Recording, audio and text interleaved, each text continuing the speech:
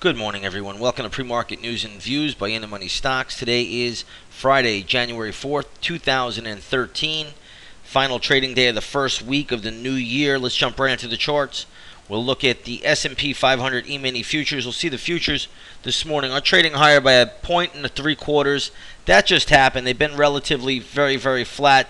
In about 4 more minutes, we're going to have the U.S. non-farm payroll report for the month of December will be out. So we'll see how the market reacts once that report is out. I'm not even sure of what people are expecting or what the estimates are for the job number, but after yesterday's ADP, I'm expecting that the overall market would expect a better than or at least a decent job number. We'll take a look at the U.S. dollar index, which has really been on the move here. Again, trading higher today. This is up another 45 cents overnight. So really a big move on the dollar. And obviously when the dollar moves up, the euro moves down. And you can see the euro has been really taken to the woodshed over the past couple sessions. And the euro, again, is down this morning. If you look at a daily chart here at the euro, what you'll see is a pretty steep decline over the past 2 sessions. So again, the euro is down, the dollar is up, and that's pretty much the gist of it right now. Overall, the markets are holding steady. They generally have a tendency to hold up during the first week of the new year, so we'll see if that is the case. And if they do sell off today after the job number, we'll see what that brings us. But once again, the big news yesterday was the Federal Reserve basically saying that many of the members there are looking to end QE3 by 2013. We'll see how true it is. Again, we can't make too much out of this market. We will have the job report number in about 2 more minutes. Real quick, before we do get that number out, what we should do is just go over a little bit of the gold market. Right now, gold is getting hammered, down 39 points. So gold is just getting crushed across the board, and that's all about the stronger dollar. That's all about QE3 ending. And if you take a look at the GLD this morning, what you're going to see here is the GLD is trading at 157.95. It closed at 161.20. So that is getting smashed and crashed. This thing actually can go lower. So be careful. Hold on to your seats. The gold market is definitely very vulnerable here.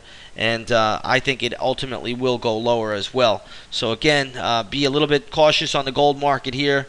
Stronger dollar, no QE, means gold will go down. And that's how you have to view it, and that's how you have to look at it. Let's take a look at oil today. Oil is down 84 cents. Again, a stronger dollar will ultimately hurt oil. Light sweet crude right now trading at $92.08. Let's take a look at the USO, which is a proxy for light sweet crude.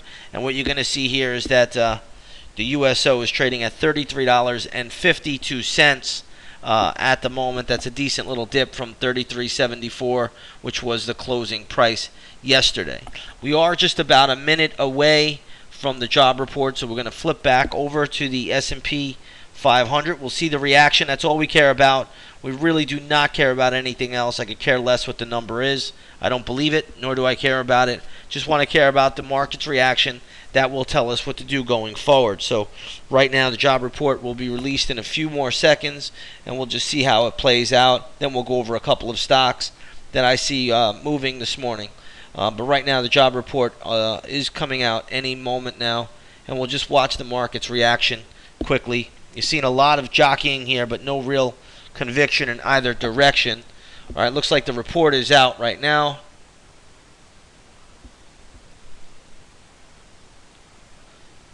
Non-farm payroll report up 155,000. So let's look at the market. The market is starting to dip. That is not that great of a number, but again, I guess it's kind of in line with what we've seen. It's not a huge move down by any stretch.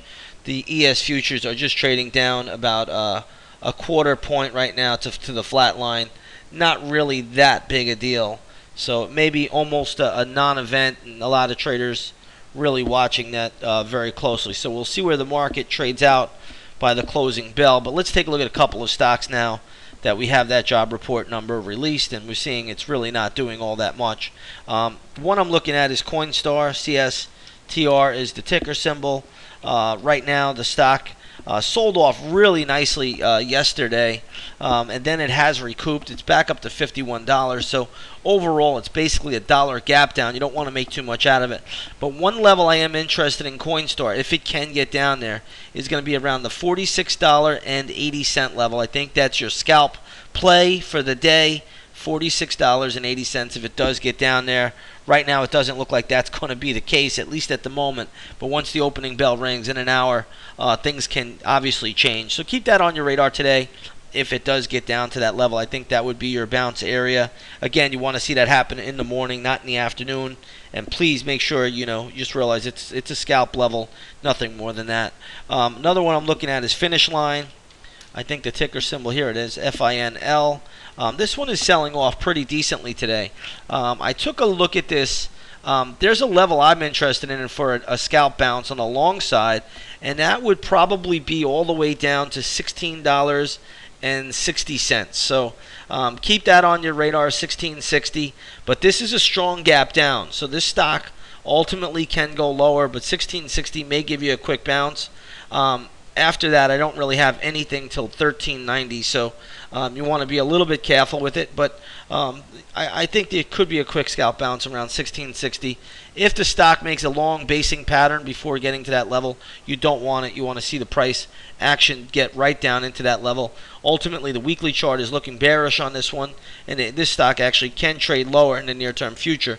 But for trading purposes and scalping purposes this morning, I think the $16.60 level looks fairly decent, but it is a higher risk trade because it is a strong gap down. Strong gaps can go lower, but I do like that $16.60 level if and should it get down there. I'm not even that sure if it will do it. Again, I don't think there's really all that much action taking place. It looks like the futures have recovered a little bit.